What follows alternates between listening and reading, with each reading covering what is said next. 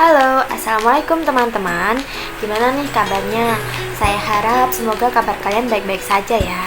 Nah, pada video kali ini saya akan menjelaskan mengenai penggunaan bahasa Indonesia yang baik dan benar sesuai dengan kaidah. Nah, ikutin terus ya video ini dan jangan di-skip-skip supaya kalian tuh paham bagaimana sih penggunaan bahasa Indonesia yang baik dan benar yang sesuai dengan kaidah bahasa Indonesia. Bahasa Indonesia adalah cerminan budaya dan identitas bangsa yang harus digunakan dengan baik dan benar. Namun, dalam kehidupan sehari-hari, terutama di tempat umum dan di lingkungan kampus, seringkali penggunaan bahasa Indonesia yang baik dan benar masih kurang diperhatikan, serta masih banyak ditemukan penggunaan bahasa yang tidak sesuai dengan kaidah. Padahal, penggunaan bahasa yang tepat bukan hanya menunjukkan kesantunan, tetapi juga mencerminkan profesionalitas dan juga rasa hormat terhadap sesama. Nah, simak video ini untuk memahami lebih lanjut mengenai pentingnya penggunaan bahasa Indonesia yang tepat dan juga bagaimana cara menerapkannya dalam situasi sehari-hari. Bahasa Indonesia yang baik dan benar tidak hanya digunakan dalam percakapan sehari-hari, tetapi juga penting untuk diperhatikan dalam tulisan, termasuk pada papan nama atau plang usaha. Nah, contoh pertama adalah penggunaan kata pijet pada plang usaha yang saya temukan di tempat umum. Nah, kata pijet sebenarnya tidak sesuai dengan kaidah bahasa Indonesia yang baku.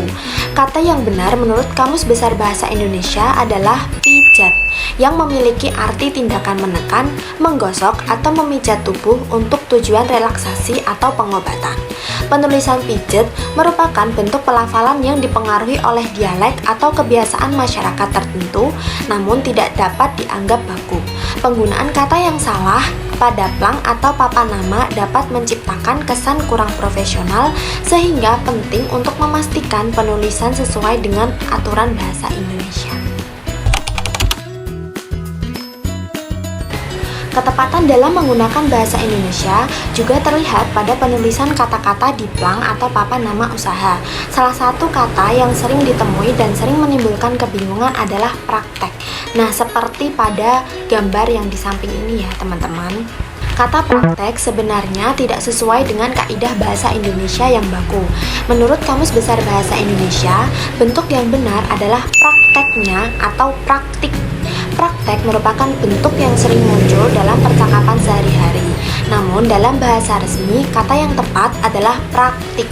Penggunaan kata yang tidak sesuai kaidah ini dapat memberi kesan tidak baku atau kurang profesional, sehingga penting untuk memastikan penulisan yang benar pada plang usaha agar sesuai dengan standar bahasa Indonesia.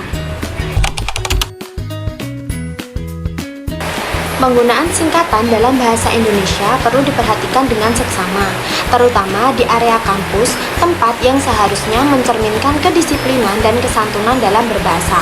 Salah satu contoh singkatan yang sering ditemukan adalah TDK yang sering muncul pada berbagai plang atau papan informasi seperti pada gambar di samping ini ya teman-teman.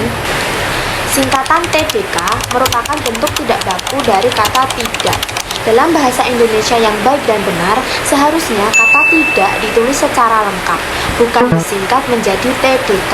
Penggunaan singkatan seperti ini di area kampus dapat mengurangi kesan formalitas dan profesionalisme, serta dapat membingungkan pembaca yang tidak familiar dengan singkatan tersebut. Oleh karena itu, sangat penting untuk menulis tidak dengan benar, terutama pada plang atau papan informasi di lingkungan kampus, agar pesan yang disampaikan lebih jelas dan sesuai dengan kaidah bahasa Indonesia yang baik. Nah teman-teman, itu tadi penjelasan dari saya mengenai penggunaan bahasa Indonesia yang baik dan benar sesuai dengan kaidah.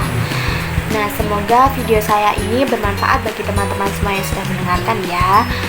Sekian dari saya, mohon maaf bila ada salah kata ataupun kalimat dalam menjelaskan.